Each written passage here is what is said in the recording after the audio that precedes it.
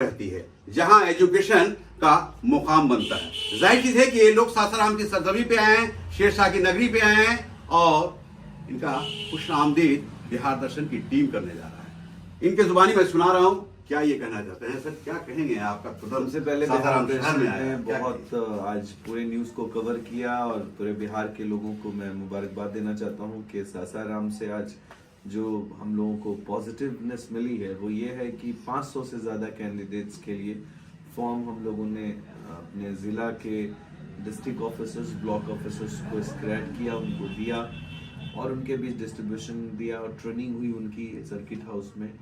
बहुत ही long training session चला पूरे दिन।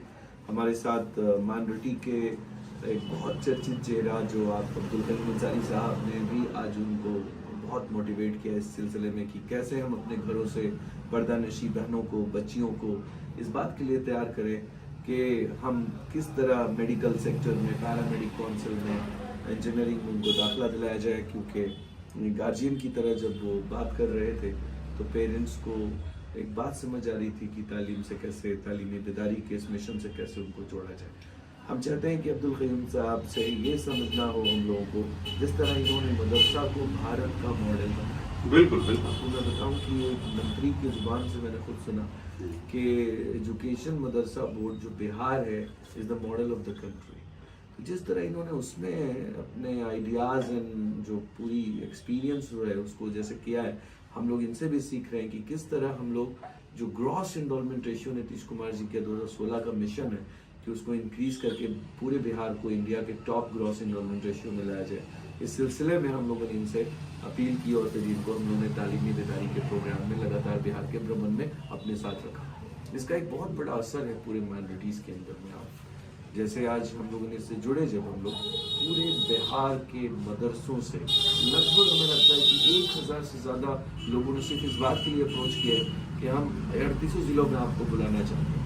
और हम लोगों के पास चूंकि रमज़ान आने वाला है तो हम लोग सर को यही कह रहे हैं कि अब हम लोग कुछ बातें रमज़ान के बाद, तो सर ने कहा कि नो, रमज़ान के बाद नहीं, इन बिटवीन द रमज़ान हम लोग चलते रहेंगे। ये नहीं कि रमज़ान आ गया तो। और सर की एक बात बड़ी अच्छी लगी जो आपको समझ आना चाहिए।